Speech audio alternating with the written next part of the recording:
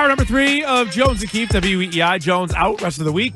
Billy Lanni has slid over. Justin Turpin now in the house for some pure hoops. Turp, how are you? What's up, boys? How are you? That was, of course, the voice of one Jaylen Brown. He was at the Garden last night for the Caitlin Clark game. So was George Niang. You see that? Yes. The beef is behind them. Thank God. So we can all rest easy. Those guys don't hate each other, so we can embrace George Niang. Will George Niang even be on the team when the season starts?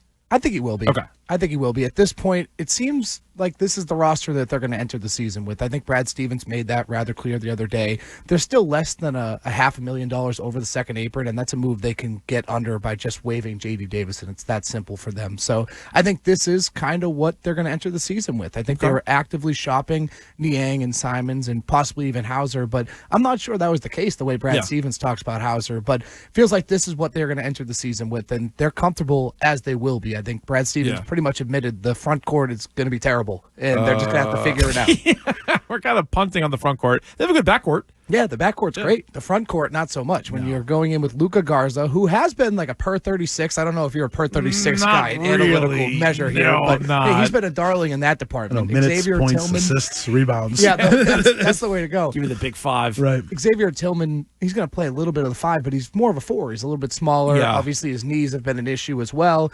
And then you'll have Neemias Queta, who has had big games for the Celtics. Like, he's won them games, specifically 2 years ago. He had a stretch there where I was trying to convince Jones that he was We good. were riding the train. Yeah, we were. We and were then all of a over sudden, it. He kind of got a little bit quiet. They're going to enter with those guys and see what happens. I think Charles Bassey now on the Summer League roster does present a decent kind of option here as well, because you can't enter the year with just three bigs and 2.5 really, because Tillman's not necessarily a five, so you're going to need to add somewhere in there. How small can you go? This is going to be like there was an old Villanova lineup, not the Jalen Brunson team, but the prior to that, it was Kyle Lowry and like Mike Nardi, Randy Foy, Allen. They went 4 guards. Like they always went 4 guards. I feel like that might be the Celtics. They're going to play small this year, and they're going to play fast. And it's going to be interesting because offensively, they could, especially if they keep Simons, they could put up 125 points a game, but the other team could put up 145. Right. Like you're looking at a bottom 5 at the very least defense this year. Ugh. You don't have any you don't have any rim protection. No. You don't have any bigs to slow those guys down. If you look around the league,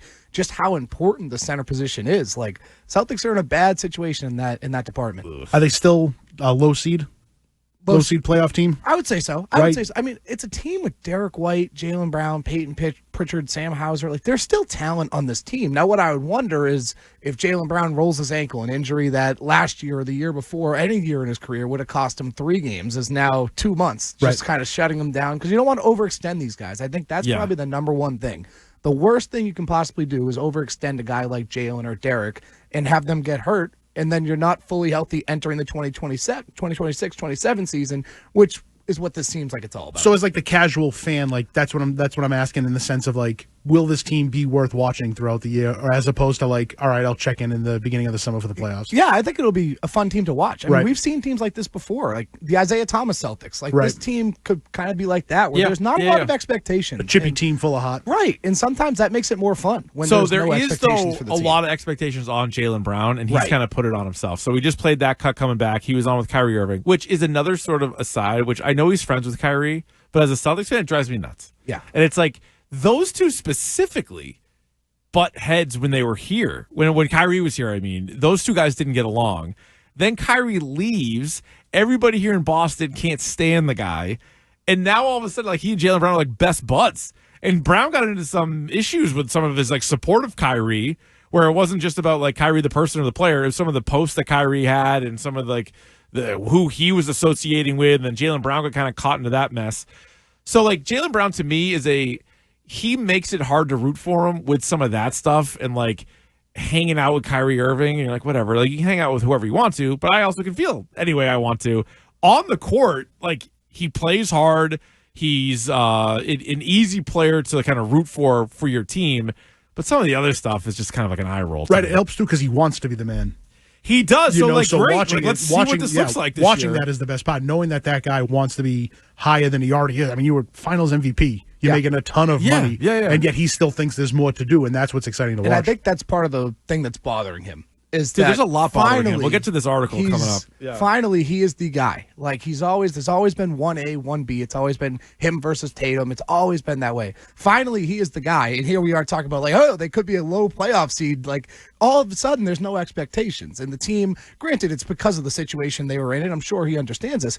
The team didn't really do a whole lot to surround talent around him, right? Finally, Jaylen's the guy. He's got a chance to prove what he is, and he's a very prideful individual. So, like, he's going to take this opportunity and be excited to roll with it. But the team selling off pieces, you're bringing in low-end free agents that have potential upside that could complement you in the future. And it seems like every time you say a retool, like, what exactly is a retool? It's a mini rebuild, is it not? Yeah, of course. Like, there's no especially such with thing such a as small really, roster, right? It's not like other sports of, where there's a million players. You lose one starter due to injury, and then you trade two starters. Like, you're down three starters from last year. Like, you're not going to be the same. I mean, just think about the guys they lost this offseason. Kristaps Porzingis, Drew Holiday, Luke Cornett, and eventually Al Horford. That's a playoff roster. Right. Just the guys they lost in general. So it's tough to make up that ground, especially when you're kind of handicapped in what you can do because of the financial situations and the basketball penalties. And I think for the most part, fans understand that the moves they were making wasn't because of financials. Brad Stevens straight up said it. Part of it, yes. I mean, part of it is like, I mean, you can't really justify spending $500 million on a roster that doesn't have your best player. Right. And not to mention, they were going to lose in the second round anyway. They were done. They were done. Like, Tatum got hurt. You never know what happened. Like, they were moments away from being down 3-1. They were going to lose that series no matter what, which makes it even harder. So that's just life in the NBA now. Like, it's going to happen. Like, the money's going to play a factor. All the basketball penalties, all that's going to factor in. And, you know, it's just a kind of firsthand, the Celtics are the first team to experience it. And that's kind of tough to swallow. So Jaylen Brown's been doing a lot of different things in the community, really his entire time here in Boston, and this summer that's no exception. He also did an interview with Noah Dalzell. Is that how you say it? Noah Dalzell, yeah. Dalzell, yeah. So Celtics blog, it's a great breakdown, a lot of really, really good quotes in here from Jaylen Brown, including, you know, how he feels about the city, but also how he feels about the team. And he was asked about, like, on-court sacrifices that he's made. This quote jumped out to me. I want to get your take on this, Turpin, Billy. Quote, I disagree with a lot of things. I've had to change roles, styles. I've had to do things that other players of my talent just haven't had to do, and I've been okay with them because I've always been a team guy. I feel like sometimes that gets taken for granted. Okay. What do you think of that part? There's more, but like that's sort of what he disagrees with a lot of things. That changes roles, and other players as good as he is wouldn't have been asked to do that. Honestly, I think he just said the quiet part out loud. I mean, every NBA player does say that, and people on the team the last 2 years too, like Derek White at times has mentioned to Kristaps Porzingis. They all want to take more shots, right? Every basketball player wants to shoot the ball and score more points, and I think Jaylen is no different, and he wants to do that as well. I think also with him, like when they did kind of change, when they brought in the new iteration of the Celtics and Kristaps Porzingis and Drew Holiday, if you remember thinking back to the 2023-24 season, it took him a little bit of time to adjust.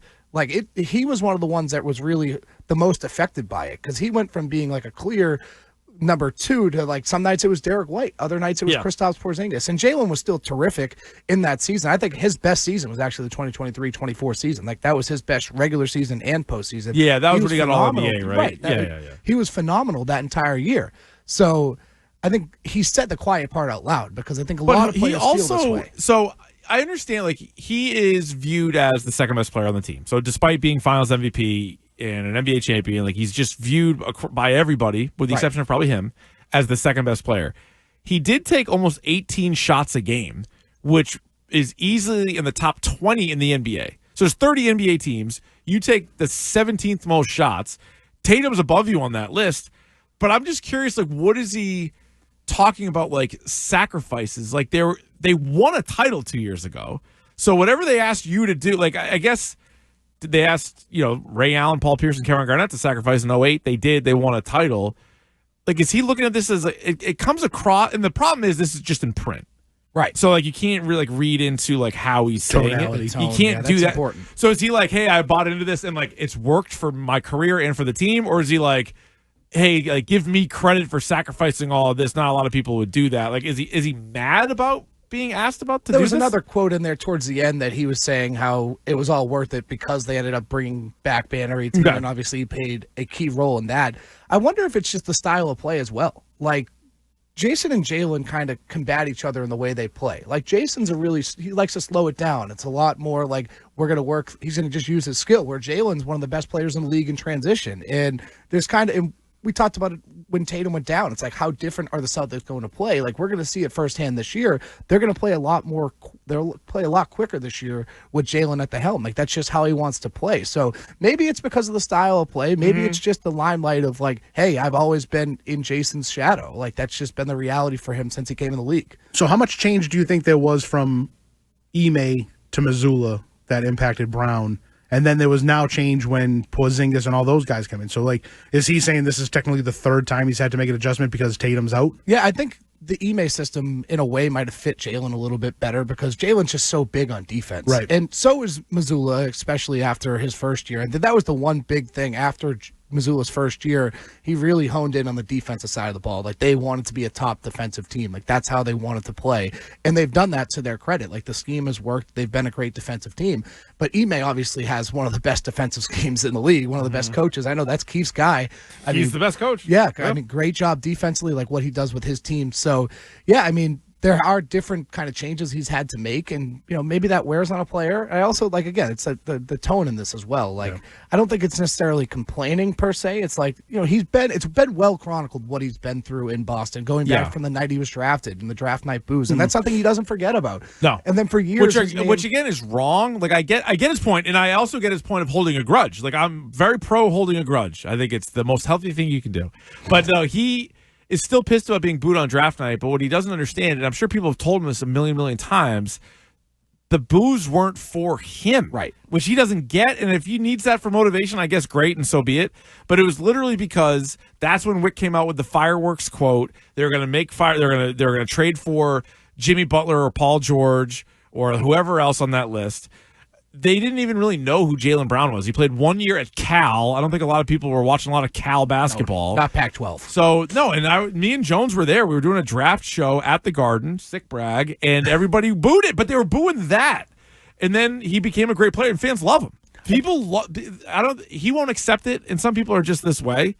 But I think the fan base, for the most part, because you can't get any fan base to 100% agree on anything, but I would say the vast majority of fans love Brown. Wouldn't you say so? I would agree with that. I think maybe he's falling into a majority on Twitter that, it's not a nice place there if you haven't learned. Yeah, it's not a great place there. Maybe he's reading too much into that. But, it's easy to avoid. But you don't have to be on Twitter. If there's hate on Twitter, avoid it. And then how much hate is there then in your real life? That's not real life. This is fake life. Right, and I think that's part of this offseason that's kind of been therapeutic to him, is having being so active in the community and seeing all these people standing out in the rain or whatever it may be to support him, and these guys, everyone coming up and just telling him how much he means to them in the city. I think that kind of changes his perception. And I think just after the championship in 2024, I think there was a different kind of change in his demeanor. Like, he seemed more confident. It was a weight off their shoulders on the court, and just off the court, I feel like he felt more accepted in a way. And I don't know if he's spoken about this on the record, and he hasn't said anything to me about it, but that's just kind of the feeling that I got, that he felt more comfortable after the championship, felt more appreciated. So they do think it's the people online that are saying these things, the shut up and play basketball people. Right. It's such a small number of people, but obviously they use that as a motivation. Right. I mean, I think he went in there and said, people don't like the community stuff that he does. I mean, who's going to say that? That's a very small There's an idiot to say everything, though, right? And if that's what you want to point to, I guess so be it. And maybe everybody is a little bit guilty of that. If 100 people tell you did a great job, and then one person says you suck, you're more likely to remember the one guy that says you suck than you are the 100 that think you're great. And there are other players, look at Kevin Durant. Every couple of months, Kevin Durant gets in a back and forth on Twitter. He can't handle. Dude, you've made $500 million. You're one of the greatest players of all time. But if somebody says you're not clutch, you lose your mind. Right. He's shameless now. He just does it on his regular account. Yeah, he used to make he these had burners. No, now he's just burners. He's been exposed so many times. What do you have to lose? Just go out with the regular account. But it is weird. I mean. I guess in that case, some guys are just never going to be completely happy, because there are some quotes in there talking about he can't be himself in Boston. And it goes back to all right, is he going to be here for the long haul? But the answer is, yeah, he already has. The guy's about to enter his 10th year with the Celtics, is under the Supermax deal. Now, not a lot of players start and finish their Yeah. their career in one place regardless. Especially now. It's going to be so Yeah, it's rare tough. in It's today's tough. NBA. These max contracts, I mean, Yeah. teams aren't going to be able to live with 2 or 3 guys on a max Right. contract. I mean, you can, but you have to be really good at building the roster lower on. So I think we're going to see that more and more. But I will say, too, it feels like every time Jaylen gets the chance to express his love for the city, he does it. Yeah. Like, he's very clear that he's happy in Boston. He loves it here. Now, there's some things that he doesn't like, and I think Yeah. that'd be anywhere. But I feel like for the Right. most part, he seems happy in the situation. I mean, doesn't love all aspects, No. and it's not going to be perfect. But And for the most part, he Celtics does City, I like thought it. was pretty interesting. Like the documentary, Right. When him and like Bill Russell and just sort of like him talking about that pretty openly. I thought that whole thing was pretty good. But more like on the court, he had a great quote too at the end of this article where he's just like, "I feel like I'm very talented. I'm one of the most talented people in this league, on this planet. I'm looking forward to showing the world more." Which great, because next season is going to be all about him. Like, you're the guy. Like, you are clearly the guy. Right, you asked for it, you're going to get it. Oh my God! I mean, how many shots per game is he going to be allowed to take next year? Like 25? I mean, we went through the numbers a couple weeks ago. We went through the numbers. I mean, with Jason Tatum out, you're missing about a quarter of your shots per game. Yeah. A quarter of your points, a quarter of your assists, a quarter of your rebounds. There's so much that's ground just to be made Tatum. up, and that's Right. just Tatum. Then you Yeah. got Kristaps Porzingis, and Drew Holiday didn't shoot as much, but Drew Holiday also factors into that. Al Horford. Just think about all the guys you lost. Now, again, I just it's going to be interesting to see how much they actually push him and how much they let him go, because you don't want to overextend him. I think the Celtics, when you keep saying retool, that's a mini rebuild, Oh, right? it You're is. gearing No up doubt. for next year. Like, we're going to see what happens. We're going to play free this year, see what happens. We've seen these teams go on a run before, but it's gearing up for next year. And Yeah. are you going to overextend Jaylen and potentially running the risk of him getting hurt or whatever? I don't know. Yeah, no, Like, that's probably the thing. not. So last year, Shai Gilgeous-Alexander led the league in shot attempts per game at 21.8. Tatum fifth. Fourth, 20.4. So 4 guys averaged 20 or more shots. Tatum, Anthony Edwards, Cade Cunningham, and SGA. Brown's going to smash that. That's crazy that SGA is that high, considering how many free throws he takes. Yeah, too. how many real like actual how shots many did actual he take shots in the per game? game is he taking for? And then he also took factor 9 out the free throws fouls? a game. Yeah. That's pretty nuts. incredible that he's that high. But yeah, there's going to be tons of opportunity on this offense. And Yeah. as much as people are talking about Jaylen Brown as the true one, I'm also excited to see what can Derek White do as a 2, Sure. what can Right. Peyton Pritchard do as a 3, like see what Anthony Simon's got. Like, it's going to be fun in that sense to see what they have, because at this point it's like there are no expectations. That's just the No. reality. Like, Brad Stevens can come out as much as he wants and say, "Oh, the North Star is contending for a championship." Well, the North Star is miles and miles and miles away at this point. Like, you can't seriously enter the year with the front court that you have and be like, "Hey, no, don't worry, we're trying to contend." Like, you can't with the front court that you have. That's just not reality. So it's going to be interesting, and it's going to be a lot of experimenting and finding out what you have on this roster for the future. And I think that's something that fans can be excited about. And it's corny and it's a cliche, but the most important thing is getting through the season healthy. Right. Is what it is. So Especially yeah, with so those you're top going guys. into next year with Tatum, and you're like, all right, and hopefully some everybody's momentum. All the money yeah. that's coming off the books too. I mean, Simons and Niang, their contracts, if they finish the season here, their Right. contracts will be expiring. You're going to be under the first apron by I think 18 million next year. So you'll have all these assets that you didn't have access to. You'll be well under the second apron, Yeah. and you'll have plenty of opportunity to mix and match then. So it's unfortunate, and I think the conversation would be a little bit different if Tatum was still healthy. I think the trades that were made in terms of Kristaps Porzingis and Drew Holiday were completely inevitable. Like, that was going to happen. I think maybe had they won the championship, they would have kept it and they would have really dipped back into the second apron, because you had just won back-to-back titles had you done that it. would have And been a pretty new tough. owner's going to Yeah. come in and be like, "Nah, you know what? We're going to dump these 2 guys." Even if you didn't win it, but Tatum was healthy, they were how going to active- trade him off. It was gonna. They were getting another second apron. Maybe you Right. get Horford back though, because Tatum, Yeah. returning and the East being wide open, he's like, all right, that's at least a place worth. I completely agree Yeah, with that, yeah. because that's when Horford's tune changed. Yeah, Right when yeah. it was kind of right after the Tatum injury, right when All they the were question eliminated. marks showed That's up. when it's like, you know what? I don't know if I'm going to come back for another year. Like, we'll see. And it seems like he is, and it seems like it's Golden State's the answer. So Interesting. maybe if Tatum was healthy, there'd be more of an incentive for guys like Horford and Yeah. Cornette. I thought Cornette too. He's turning 30 this summer. Gotcha. Hasn't made a ton of money in the NBA. He got his money so now. he goes out and Yeah. gets paid. Like, I think that was inevitable, but you probably would have had Horford. Yeah.